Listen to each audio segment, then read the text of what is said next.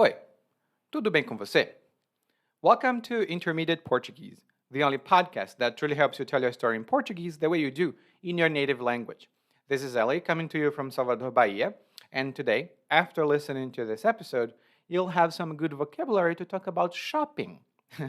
And it's the story of a husband who complains about how his wife goes about buying stuff, and he then finds out something interesting about that habit.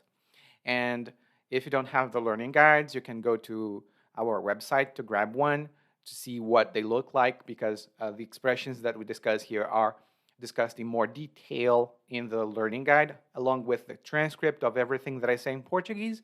And if you would like to discuss the topics that we cover in our podcast here every week or so, you might want to know a little bit more about the Conversation Club after hours that we have. Every day, we have one or two different meetings about the topics that we have here. It's not really a structured class in the sense that we don't have this thing that you have to make notes and you have to write down concepts and stuff. It's just that we go over the topics and discuss them in a friendly and natural way. The conversations are guided and moderated by yours truly because we want that to be also a learning experience. But most of all, that's an opportunity for you to put in practice or to put to use the Portuguese that you've learned. If you would like to know a little bit more about the Conversation Club, go to www.portuguesewitheli.com/CAH. Again, it's portuguesewitheli.com/CAH. Agora vamos embora com o nosso episódio de número 221. Um marido vai às compras.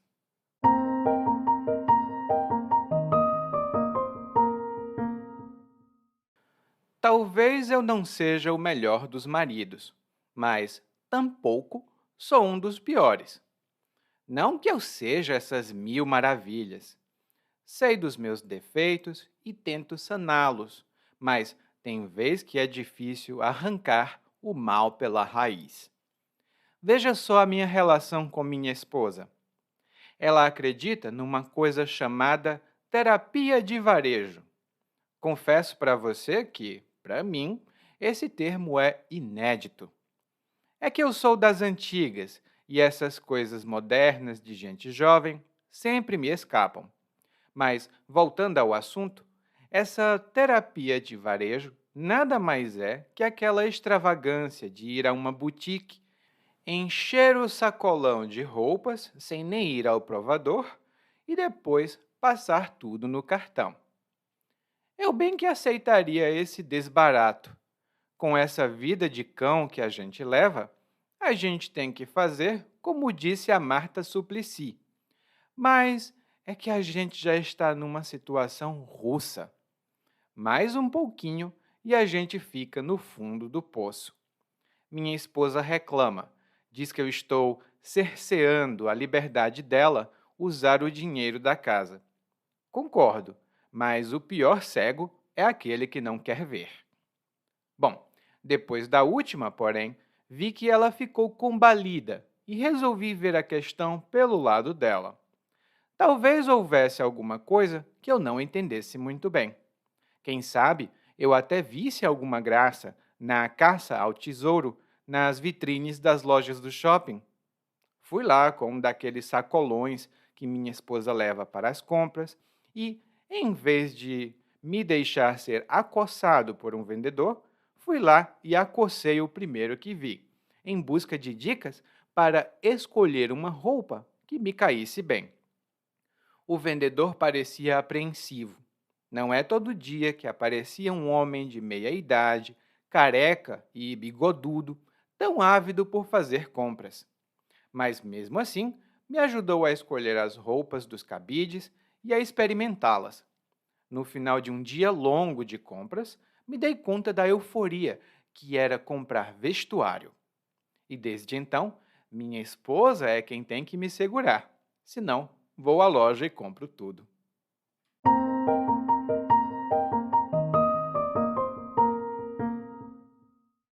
Bom, Parece que o nosso narrador aprendeu uma coisa ou outra sobre fazer compras.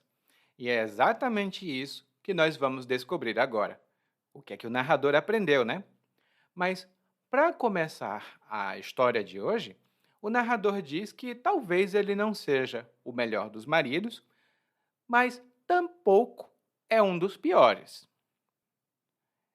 Talvez eu não seja o melhor dos maridos, mas tampouco eu sou um dos piores. Bom, e quando o narrador diz tampouco sou um dos piores, isso significa que também não sou um dos piores. Essa é uma palavra um pouco mais formal, tampouco, mas ela é usada no português brasileiro. E um exemplo que eu posso dar para você é: eu não gosto de chocolate, tampouco de sorvete. Não sei por que você me oferece sorvete de chocolate. Eu não gosto de chocolate, tampouco de sorvete. Ou seja, essa pessoa não gosta de chocolate e também não gosta de sorvete. Se você fala espanhol, muito provavelmente reconhece essa palavra, tampouco. Então pode utilizá-la em português também. Daí o narrador continua: Ah, não que eu seja essas mil maravilhas. Sei dos meus defeitos e tento saná-los, mas tem vez que é difícil arrancar o mal pela raiz. E aqui nós temos algumas expressões e estruturas que são interessantes para você, se você estuda e fala português. A primeira delas é: não que eu seja blá blá blá. E lá no guia de aprendizagem eu tenho algumas notas adicionais. Mas não que eu blá blá blá é uma das estruturas que ativam o subjuntivo. Então, não que eu entenda muito, mas eu posso ajudar. Lá no guia, nós temos informações detalhadas sobre essa expressão. Agora vamos ao vocabulário. E a primeira palavra que nós temos aqui é defeito. E o defeito é uma característica negativa, é um aspecto negativo de uma pessoa. Isso normalmente torna essa pessoa menos interessante ou menos agradável. Por exemplo, um defeito que eu tenho é que eu sou muito procrastinador. Esse é um defeito que eu tenho. Eu procrastino e nunca faço nada na hora certa. Bom, esse é um defeito que muitas pessoas têm, né? A outra palavra que o narrador utilizou aqui é que ele tem os defeitos dele, mas ele tenta sanar os defeitos. Ele tenta sanar os defeitos. E quando nós dizemos sanar, nós queremos dizer remediar ou resolver um problema. Por exemplo, enquanto eu estava brigando com minha amiga, acabei dizendo muitas coisas que não queria. E agora ela está com raiva de mim. Eu estou tentando sanar a situação. Eu já telefonei para ela, pedi desculpas, comprei um presente para pedir desculpas também, mas ainda não funcionou. Eu estou tentando sanar essa situação que eu criei. Ou seja, eu estou tentando resolver esse problema que eu criei. E a outra expressão que o narrador utilizou aqui foi arrancar o mal pela raiz. E quando nós dizemos isso, isso significa que nós queremos eliminar completamente um problema. Não apenas a aparência do problema, mas o problema desde a sua causa. E o exemplo que eu dou é um exemplo empresarial. Em muitos supermercados, acontece o roubo de produtos, ou seja, os produtos desaparecem das prateleiras, das estantes do mercado. Então, para tentar sanar essa situação, os supermercados colocam guardas, aqueles homens grandões e aquelas mulheres grandonas, para proteger os produtos.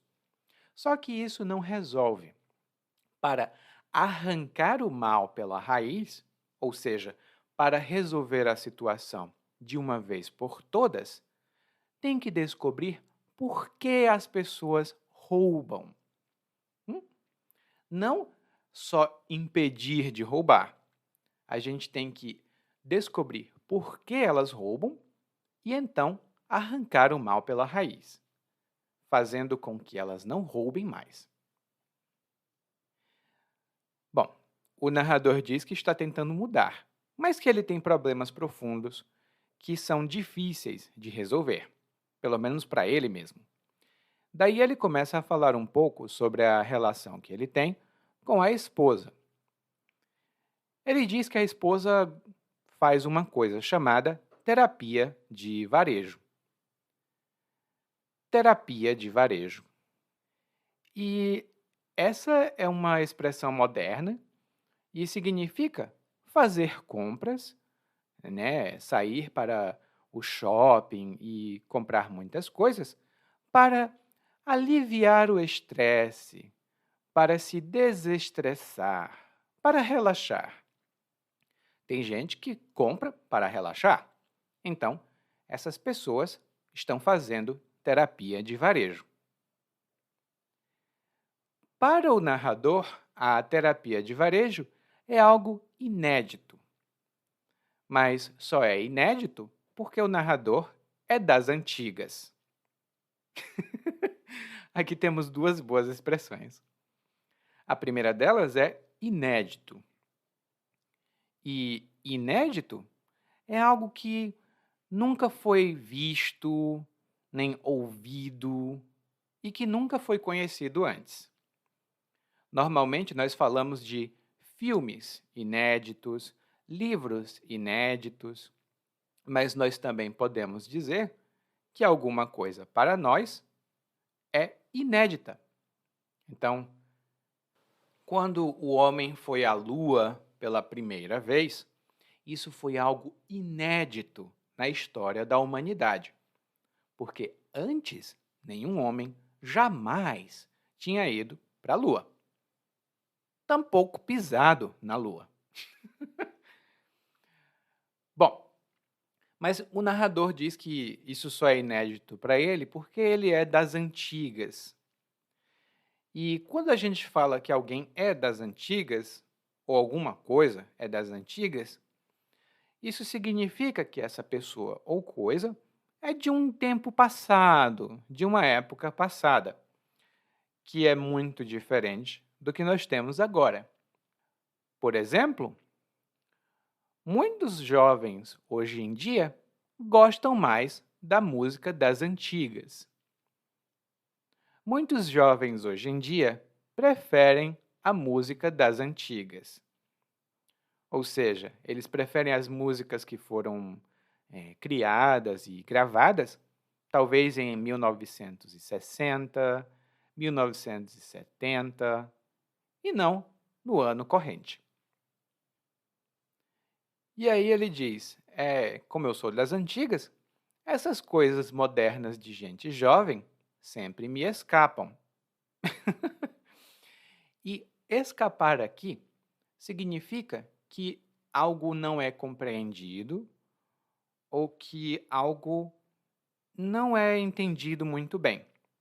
Eu posso dizer, por exemplo, eu pensei que eu tinha entendido o filme completamente, mas esse detalhe me escapou. E esse detalhe faz toda a diferença.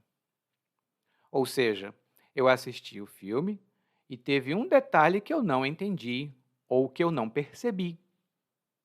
Então, esse detalhe me escapou. E às vezes, quando eu converso com as pessoas, As pessoas estão falando sobre algo e eu digo: "Oh, você pode repetir esse último ponto?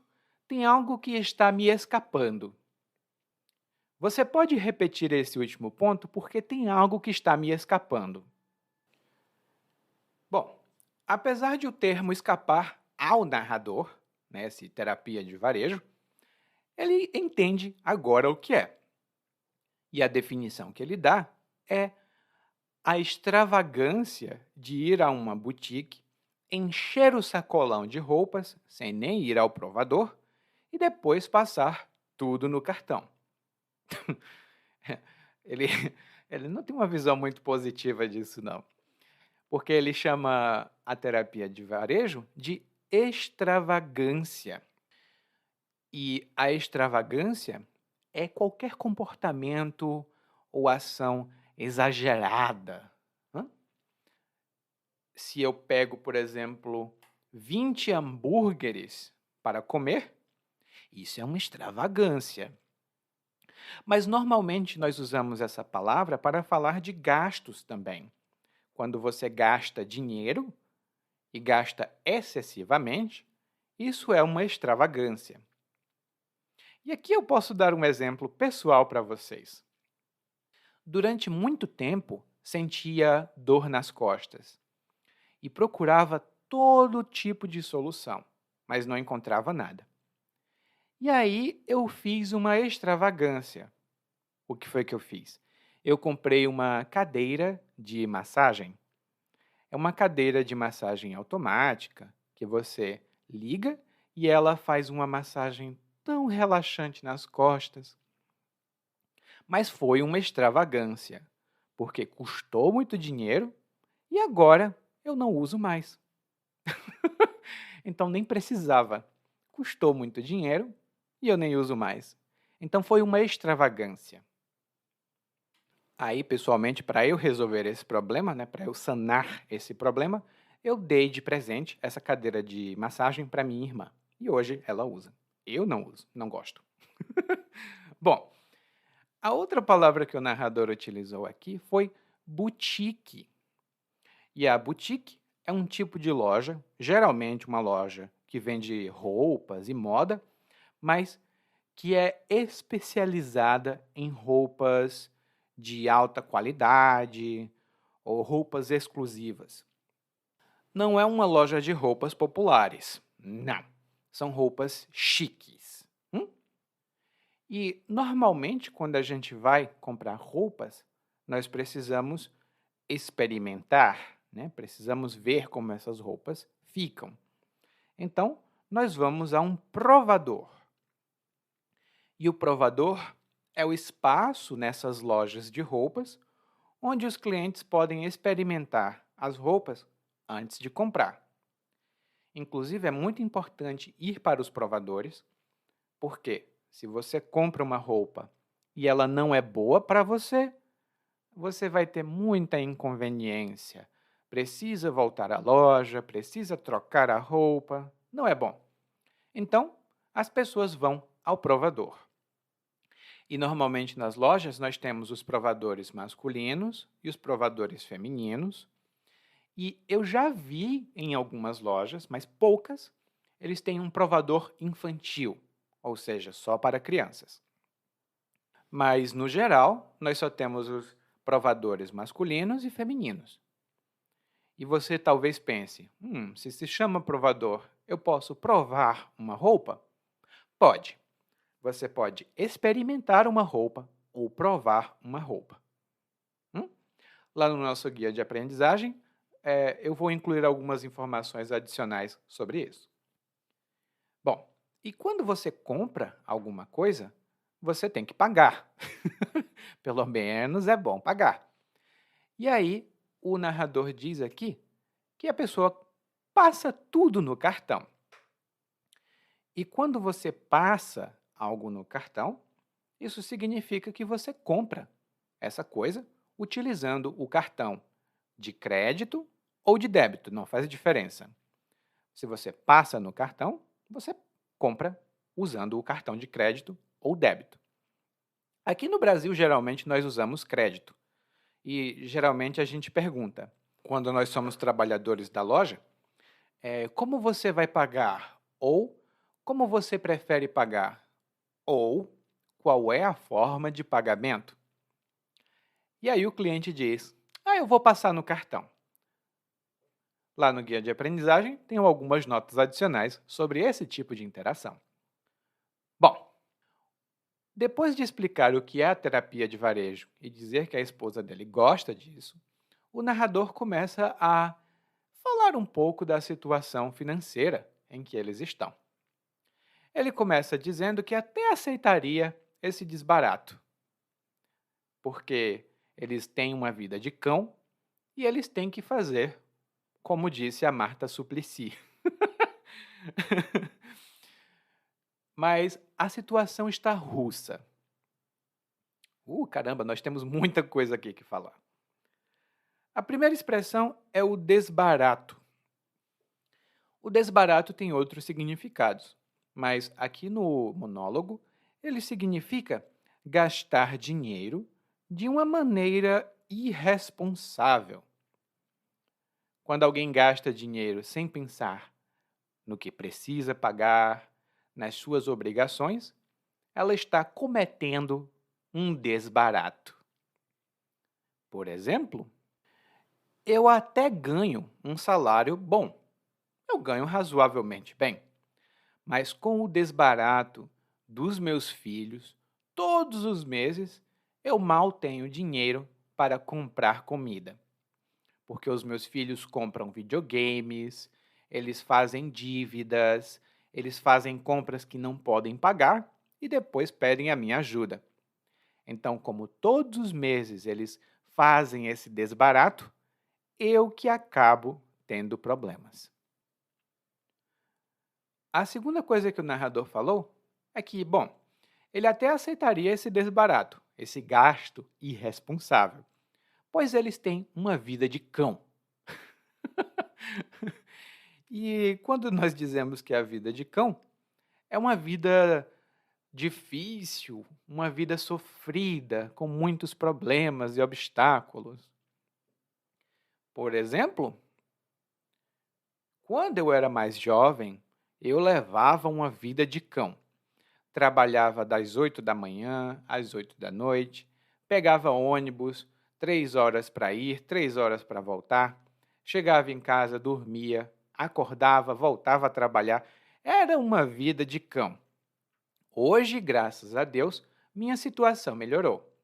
Nunca mais quero ter aquela vida de cão que tinha quando mais jovem. E cão, aqui, é uma outra palavra para cachorro. Às vezes você vai ouvir vida de cachorro, mas é muito raro. Normalmente é vida de cão.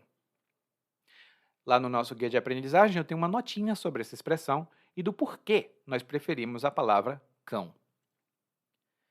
E o narrador diz, bom, a gente tem uma vida de cão. Então a gente deve fazer como a Marta Suplicy disse. E isso tem relação, tem relação com uma política brasileira, a Marta Suplicy, que tem uma frase muito famosa, eu vou explicar melhor lá no guia de aprendizagem, mas todo brasileiro que tem mais de 25 anos ou 20 anos vai lembrar que a Marta Suplicy disse que, numa situação problemática, as pessoas deveriam relaxar e aproveitar a vida. Não com essas palavras. E lá no guia de aprendizagem eu tenho uma observação do porquê foi tão engraçado a Marta Suplicy dizer isso. Mas basta saber que ela era e é uma pessoa pública aqui do Brasil que disse essa frase famosa: relaxa e aproveita. Bom, então, se você tem uma vida difícil, você tem que relaxar e aproveitar. É isso que o narrador quer dizer. Mas, infelizmente, a situação em que eles estão não é boa. É uma situação russa. E aqui, russa não tem nada a ver com o país, Rússia. É uma palavra que tem a mesma pronúncia, mas a escrita é diferente. E quando nós dizemos que algo é russo, né, uma situação russa, geralmente, isso significa que nós estamos numa situação difícil, uma situação com muita dificuldade, com muito problema. E é uma coisa engraçada aqui no Brasil que nós temos umas 15 maneiras de dizer situação difícil. Uma delas é situação russa. E um exemplo que eu posso dar é um exemplo que eu escutava muito quando eu era criança. Meu filho, eu até gostaria de comprar um brinquedo para você, mas infelizmente a situação está russa e a mamãe aqui não pode comprar nada. Eu até gostaria de comprar um brinquedo para você, mas a coisa está russa. E isso significa que a situação está difícil. Financeiramente, nós não estamos indo bem. E aí o narrador disse, mais um pouquinho e a gente fica no fundo do poço. E quando alguém fica no fundo do poço, ou está no fundo do poço, essa pessoa está em uma situação desesperada. Ela já não tem mais esperanças, porque é muito difícil. E quando alguém está no fundo do poço, ela pode estar lá porque ela tem problemas financeiros terríveis ou porque ela tem problemas emocionais. Muitas pessoas ficam no fundo do poço depois de se divorciar. Muitas pessoas ficam no fundo do poço depois de se divorciar. E para quem nasceu aqui no Brasil na década de 80 e viveu nos anos 90, a gente viu que o país quase foi para o fundo do poço. Especialmente com um presidente que a gente teve em 1992. Mas aí é uma situação para outro episódio do nosso podcast. E aí o narrador diz, bom, o narrador está tentando ser razoável, né? Ele está tentando controlar os gastos. Mas a esposa não concorda, porque a esposa está dizendo que ele está cerceando a liberdade dela usar o dinheiro. O narrador está cerceando a liberdade da esposa. E cercear é uma palavra chique. Coloque essa palavra agora mesmo no seu vocabulário, porque cercear significa limitar ou restringir. E normalmente a gente fala sobre direitos ou a liberdade. Por exemplo, e esse é um debate atual aqui no Brasil, o governo deve regular as redes sociais. E não, isso não significa que o governo vai cercear a liberdade de expressão das pessoas. Isso significa que as redes sociais e as pessoas vão ser responsáveis por aquilo que elas dizem. O governo não vai cercear a liberdade de expressão, ou seja, o governo não vai limitar nem restringir a liberdade de expressão. Bom, isso é o que o governo diz. Porque o que as empresas e muitas pessoas dizem é que o governo vai cercear a liberdade de expressão. E se você pensar, nossa, Eli, por que você está tão político neste episódio, nos exemplos? Bom, é porque essa palavra, cercear, é muito utilizada em contextos políticos ou contextos de sociologia. Se você ler jornais e coisas do tipo, essa é uma palavra que você vai ouvir aqui no Brasil. Bom, o narrador disse que a esposa acha que ela está cerceando o direito dela usar o dinheiro, mas o narrador diz, não, nós estamos numa situação difícil. E ela não quer ver essa situação. Mas o pior cego é aquele que não quer ver.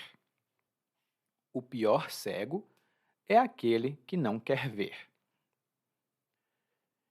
E nós utilizamos essa expressão para falar que a pior forma né, de ignorância é quando alguém não quer reconhecer a realidade. A realidade está ali, dizendo: Oi, eu estou aqui, me veja. E a pessoa não quer ver a realidade, ela não quer reconhecer a realidade, ela quer dizer.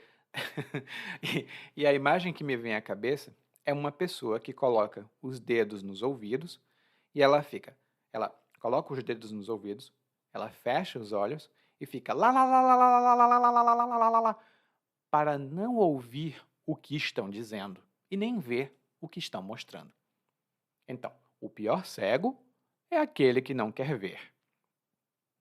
Talvez hoje em dia, com esse clima de politicamente correto nas expressões, talvez algumas pessoas reclamem dessa expressão, porque está dizendo que ser cego é uma coisa ruim e tal e tal e tal.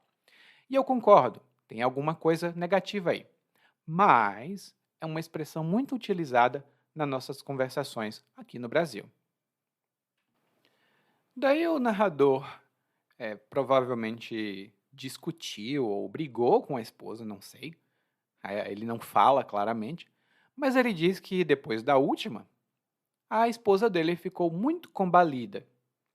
E por causa disso, ele resolveu ver a questão pelo lado dela. E aqui temos duas boas expressões. A primeira delas é combalida ou combalido. E alguém que está combalido é alguém que está fisicamente ou emocionalmente muito fraco, muito cansado. Muito provavelmente, essa pessoa fez muito esforço e ela está cansadíssima, física ou mentalmente. Por exemplo, depois de lidar com tantas reclamações de clientes, eu fiquei combalido. Depois de lidar com tantas reclamações de clientes, eu fiquei combalido. Ou seja, eu escutei tantas reclamações, os clientes disseram tantas coisas negativas para mim e eu fiquei emocionalmente exausto. Eu fiquei combalido. E a outra expressão, que é muito comum nas conversas aqui no Brasil, é ver a questão pelo lado de alguém. E quando eu digo que eu vejo a questão pelo lado dele, pelo lado dela, isso significa que eu entendo o ponto de vista dessa pessoa a partir da perspectiva dela, né? A partir do entendimento dela sobre uma situação. Por exemplo, meu irmão me emprestou R$ 1.000 e eu disse que pagava esse dinheiro agora nesse mês. Mas eu tive tantos problemas de saúde e não consegui ganhar dinheiro para pagar o empréstimo. Eu perguntei ao meu irmão se ele podia esperar mais um mês. E ele disse: Não posso esperar. Veja pelo meu lado. O dinheiro que eu te emprestei era o dinheiro da minha casa. E agora a minha casa não tem dinheiro porque você não me pagou. Bom, eu consigo ver pelo lado dele. Mas será que ele também não pode ver pelo meu lado? Ou será que ele não pode ver o meu lado?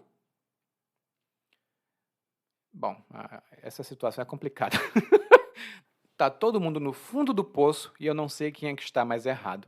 Bom, bom, mas quando você vê a questão pelo lado de alguém, isso significa que você entende um certo problema ou situação a partir da perspectiva de outra pessoa. E eu posso dar outro exemplo. Muitas pessoas dizem: e os brasileiros se atrasam muito.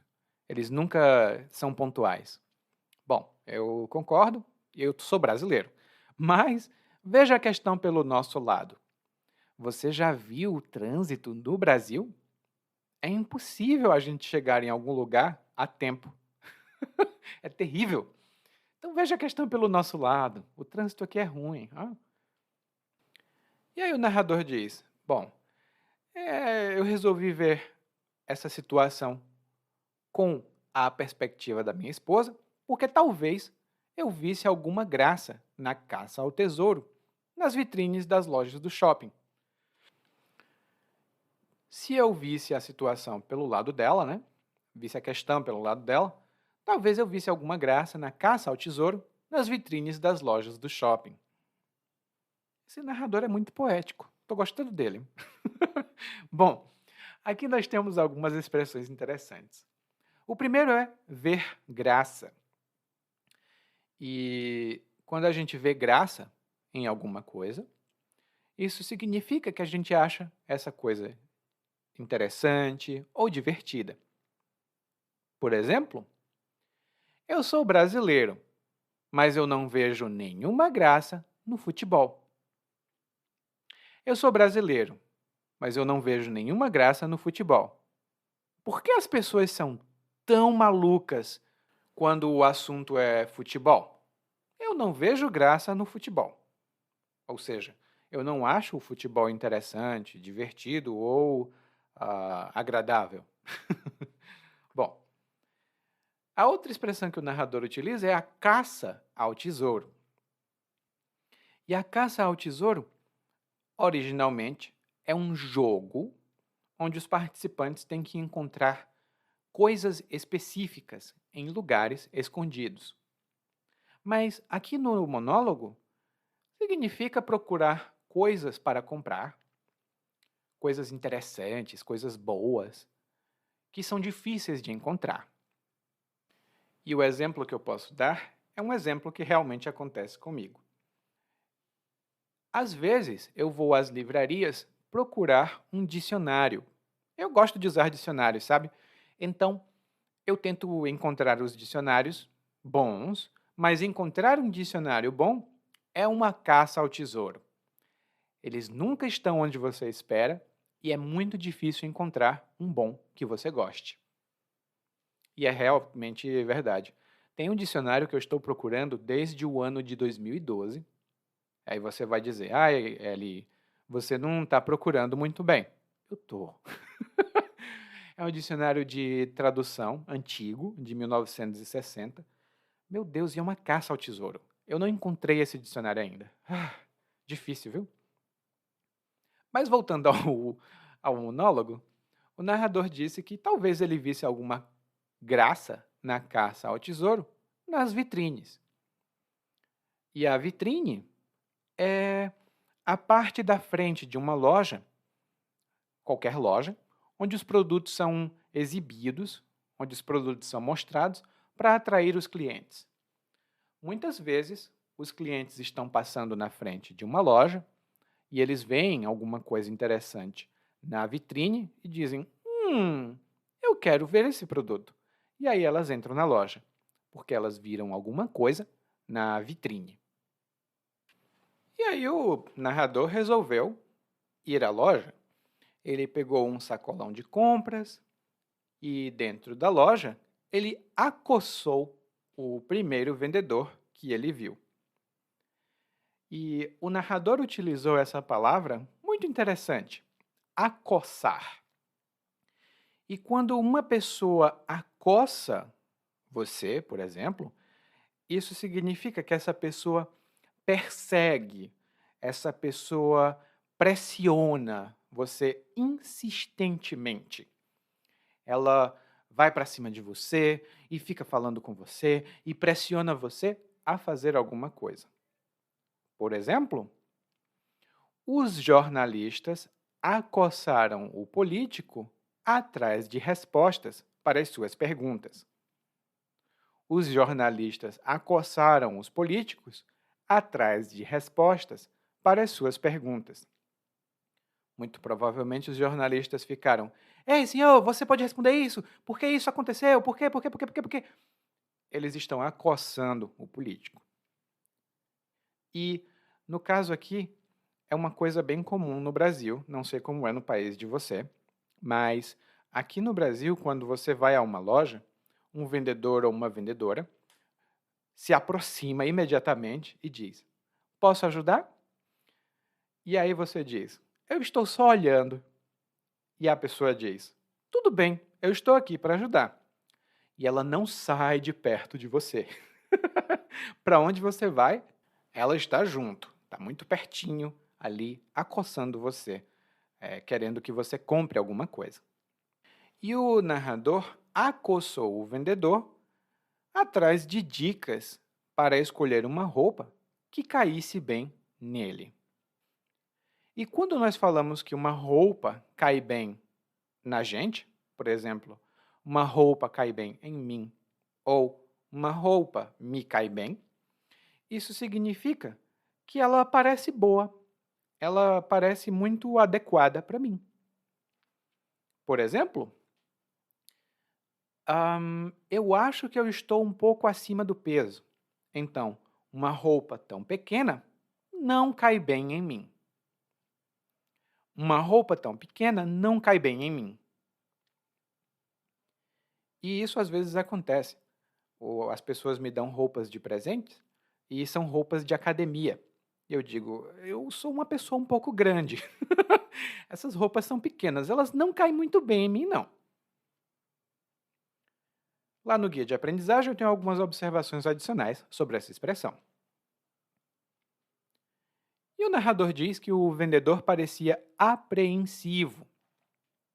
Afinal, não é todo dia que um homem de meia idade, careca e bigodudo, tão ávido por fazer compras, aparece. E aqui temos várias palavras. A primeira delas é apreensivo. E uma pessoa apreensiva é uma pessoa ansiosa, é uma pessoa preocupada porque ela acha que alguma coisa negativa pode acontecer. Por exemplo, quando cheguei em casa, minha esposa disse que tinha visto uma aranha. Eu tenho muito medo de aranha, então perguntei se minha esposa tinha matado a aranha. Ela disse: matar para quê? Deixa a coitadinha viver. E eu fiquei muito apreensivo, pensando que a aranha apareceria a qualquer momento perto de mim. Eu fiquei muito apreensivo, pensando que a aranha apareceria a qualquer momento perto de mim. E esse sou eu. Se alguém diz, tem uma aranha nessa casa, eu vou passar o tempo todo apreensivo. Eu não vou ficar calmo de jeito nenhum. E o vendedor ficou apreensivo porque ele normalmente não vê um homem com as características do narrador procurando roupas. E quais são as características do narrador? Bom, sabemos que o narrador é de meia idade. E quando nós dizemos que alguém é de meia idade, um homem de meia idade, uma mulher de meia idade, isso significa que essa pessoa tem ali entre 40 e tantos anos até 60 anos. Uma pessoa de 40 anos talvez não goste da definição de meia idade. Talvez ela diga, não, eu sou coroa, que é um termo que está lá no guia de aprendizagem. Mas, tecnicamente, é perto dali. E uma pessoa com mais de 60 anos é uma pessoa idosa. E no Brasil nós dizemos que ela está na melhor idade. Então, muito provavelmente, o narrador tem entre 45 e 55 anos, talvez. Essa é a primeira característica, ele é de meia idade. A segunda característica é que o narrador é careca. E quando a gente diz que alguém é careca, isso significa que essa pessoa não tem cabelo na cabeça. Eu, por exemplo, hoje eu estou careca porque eu gosto de cortar o meu cabelo muito curto. Então, eu fico careca, fico sem nenhum cabelo na cabeça. E, normalmente, na minha época, os bebês nasciam carecas. Hoje em dia eu não entendo. Essas crianças nascem todas cabeludas, né, com muito cabelo. É estranho para mim. E a terceira característica do narrador é que ele é bigodudo. Ou seja, o narrador tem um bigode. muito grande ou muito cheio. Ele é bigodudo.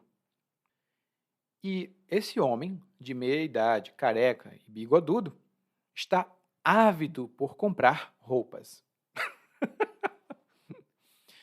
E quando a gente diz que alguém está ávido por fazer algo, ele está ávido, ela está ávida, isso significa que essa pessoa está entusiasmada, ela está muito animada para fazer algo. Por exemplo, eu estou ávido por viajar para outros países. Eu estou muito entusiasmado para viajar para outros países. O que não é verdade nesse momento, mas em geral sim. Mas eu sou muito ávido por idiomas, por exemplo. Eu sempre estou muito entusiasmado para aprender, para falar idiomas. Mesmo estando apreensivo, né, o vendedor talvez tenha pensado: aí tem coisa, aí tem problema. O vendedor ajudou o narrador a escolher roupas que estavam nos cabides e a experimentar essas roupas. Ah, e o cabide é uma peça onde você pode pendurar roupas.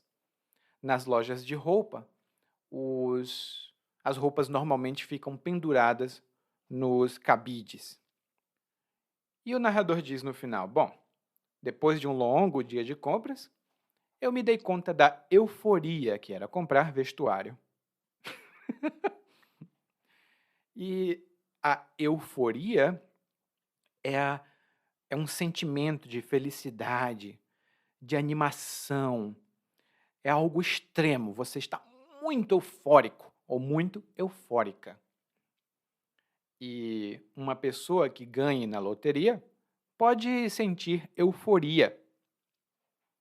E muitas pessoas que gostam da terapia do varejo, né, a terapia de varejo, aliás, gostam da euforia que elas sentem quando compram muitas roupas, ou muitas coisas, em geral. E o vestuário são as roupas em geral. Todo tipo de roupa é um vestuário, ou uma peça de vestuário. Bom, antes o narrador não estava nada feliz com os gastos da esposa, né, nessa terapia de varejo. Mas agora a situação mudou, porque é o narrador quem faz as compras. E a esposa dele tem que segurar o narrador, se não, ou seja, do contrário, se isso não acontecer, o narrador gasta todo o dinheiro da família. Bom, eu não sei quanto a você, se você gosta ou não gosta de terapia de varejo. Eu gosto dessa terapia para comprar comida, mas aí é um problema, hein? Para mim, pelo menos. Para a loja, é perfeito. E agora nós vamos ouvir o monólogo mais uma vez, mas dessa vez na velocidade natural, porque eu vou ali comprar umas coisinhas. Com licença, tá? Talvez eu não seja o melhor dos maridos, mas tampouco sou um dos piores. Não que eu seja essas mil maravilhas, sei dos meus defeitos e tento saná-los, mas tem vezes que é difícil arrancar o mal pela raiz. Veja só minha relação com minha esposa. Ela acredita numa coisa chamada terapia de varejo. Confesso para você que, para mim, esse termo é inédito. Eu sou das antigas e essas coisas modernas de gente jovem sempre me escapam. Mas voltando ao assunto, essa terapia de varejo nada mais é que aquela extravagância de ir a uma boutique, encher o sacolão de roupa sem nem ir ao provador e depois passar tudo no cartão. Eu bem que aceitaria esse desbarato. Com essa vida de cão que a gente leva, a gente tem que fazer como disse a Marta Suplicy. Mas é que a gente já está numa situação russa. Mais um pouquinho e a gente fica no fundo do poço. Minha esposa reclama, diz que eu estou cerceando a liberdade dela usar o dinheiro da casa. Concordo, mas o pior cego é aquele que não quer ver. Bom, depois da última, porém, vi que ela ficou combalida e resolvi ver a questão pelo lado dela. Talvez houvesse alguma coisa que eu não entendesse muito bem. Quem sabe eu até visse alguma graça na caça ao tesouro nas vitrines das lojas do shopping? Fui lá com um daqueles sacolões que minha esposa leva para as compras e, em vez de me deixar ser acossado por um vendedor, fui lá e acostei o primeiro que vi, em busca de dicas para escolher uma roupa que me caísse bem. O vendedor parecia apreensivo. Não é todo dia que aparecia um homem de meia idade, careca e bigodudo, tão ávido por fazer compras. Mas mesmo assim, me ajudou a escolher as roupas dos cabides e a experimentá-las. No final de um dia longo de compras, me dei conta da euforia que era comprar vestuário. E desde então, minha esposa é quem tem que me segurar, senão vou à loja e compro tudo. Oi, tudo bem? Provavelmente você escuta nosso podcast há algum tempo. Bom, se não for o caso, eu me apresento para você. Eu sou o Eli, para Eliakim, e sou professor de português, responsável pelo podcast, pelo site portuguesewitheli.com, pelo outro site readbrazilianportuguese.com e muitas outras fontes de conteúdo para aprendizes de português que, como você, querem falar e entender o português brasileiro. Se você gostar desse podcast, você pode fazer uma avaliação do nosso podcast no Apple Podcasts. Você pode fazer a sua avaliação e isso ajuda muito. Obrigado.